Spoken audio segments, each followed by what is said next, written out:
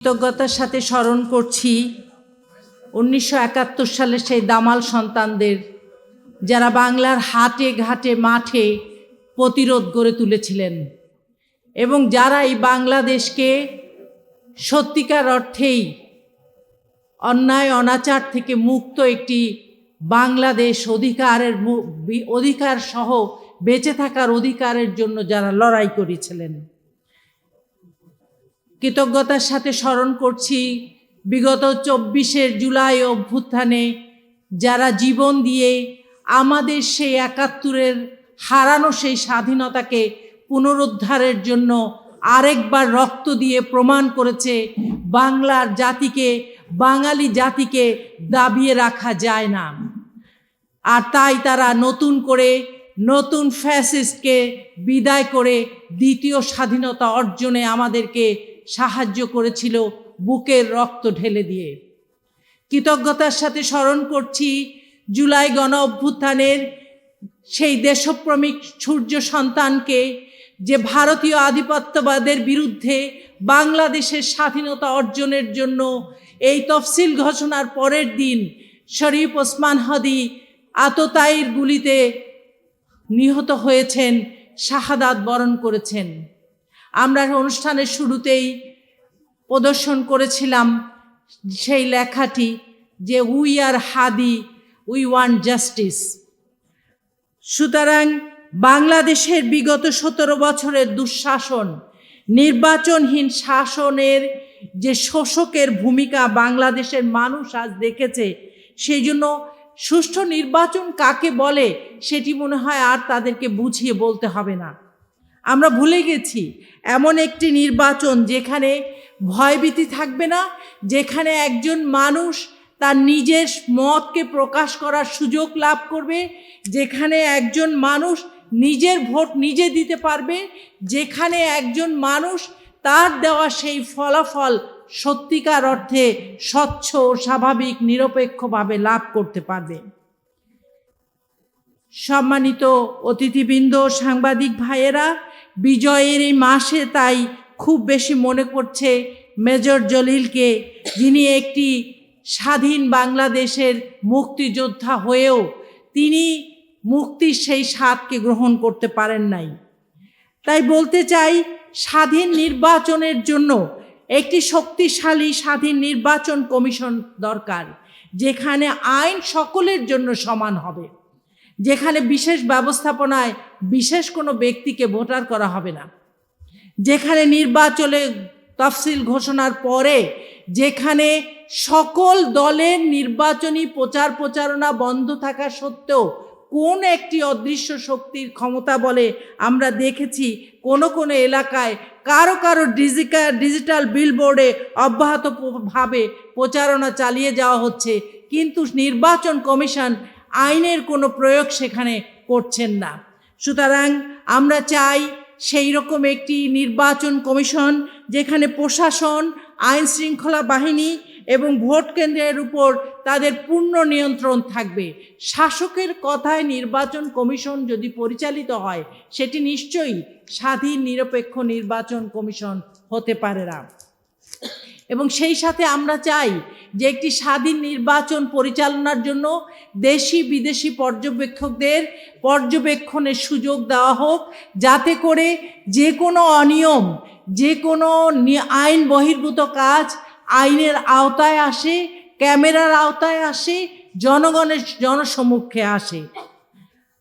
Major জলিলের সেই বিখ্যাত গ্রন্থ অরক্ষিত স্বাধীনতায় পরাধীনতা, যেখানে বলা হয়েছিল বাংলাদেশের স্বাধীনতা উত্তর রাজনীতি, ক্ষমতার যে চরিত্র, ক্ষমতাসীনদের যে চরিত্র এবং জাতির ভবিষ্যৎ সম্পর্কে তিনি তীব্র সতর্ক বার্তা দিয়েছিলেন।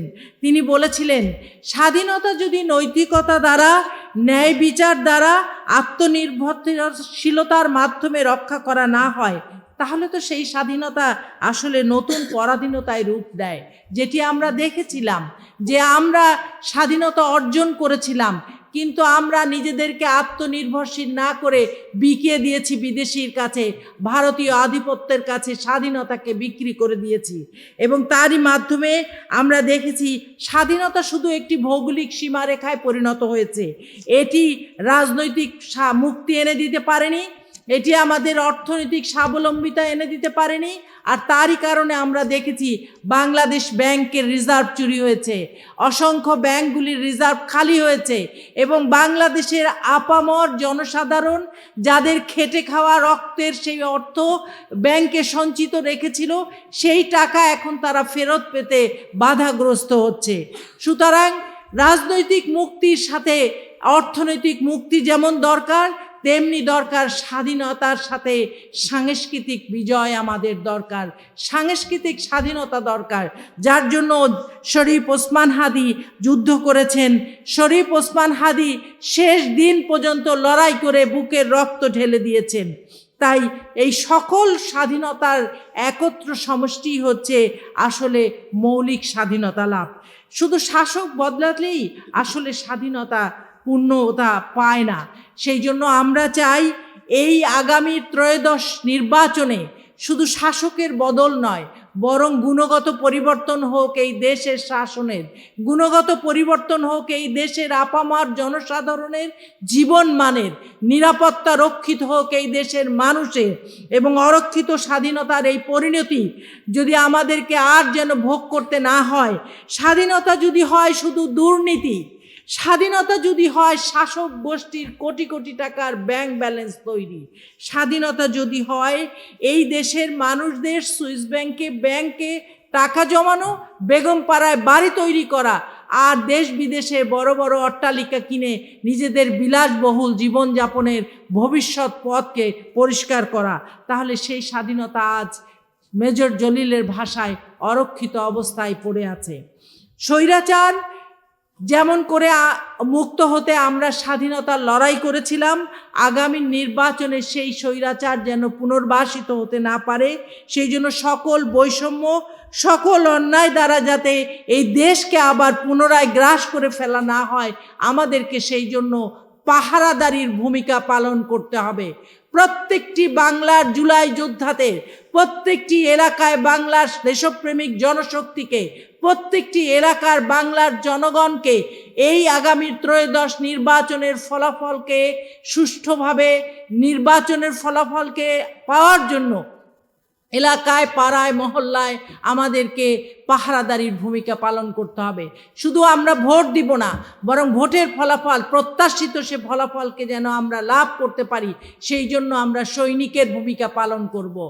আমরা জানি নিজেরা স্বৈরাচারের সেই করাল গ্রাসের থাবায় আমাদের সেই আশার সেই ফল যেন নিভে না যায়, শাসক শ্রেণী যেন জনগণের উপর নতুন করে পরাধীনতা চাপিয়ে দিতে না পারে, সেই জন্য আমাদেরকে সজাগ, সতর্ক, সাবধান থাকতে হবে। যেটার জন্য আমরা এখনই আশঙ্কায় আছি যে আসলেই কি জনগণ তার দেওয়া সেই রায়ের সুষ্ঠু ফলাফল লাভ করতে পারবে।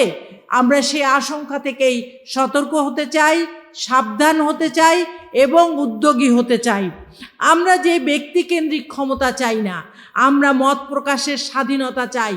ত্রয়োদশ নির্বাচনের ফলাফলের মাধ্যমে আমরা যেন মত প্রকাশের স্বাধীনতা পাই, আমরা যেন এমন কোনো শাসক না পাই যারা বিরোধী দলকে দমন করবে।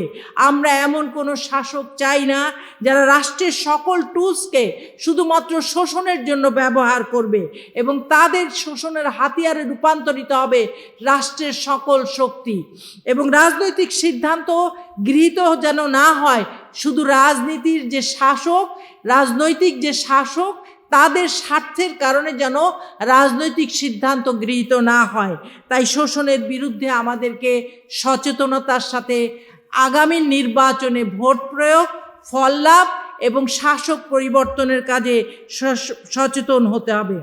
তাই আমরা চাই আমরা সচেতন প্রতিরোধ গড়ে তুলব, চাই একটি সংগঠিত জনশক্তি যারা এই শাসনকে পরিবর্তনের ক্ষেত্রে সবল ভূমিকা পালন করবে, চাই একটি আদর্শবাদী দল যারা দেশের আদর্শকে, দেশপ্রেমিক শক্তিকে ঐক্যবদ্ধ করবে, সকল বিভেদ ভুলে গিয়ে ঐক্যবদ্ধভাবে এই দেশকে, এই দেশ মাতৃকার স্বাধীনতাকে, এই দেশ মাতৃকার পরাধীনতা থেকে মুক্ত করবে এবং আধিপত্যবাদ থেকে মুক্ত করবে।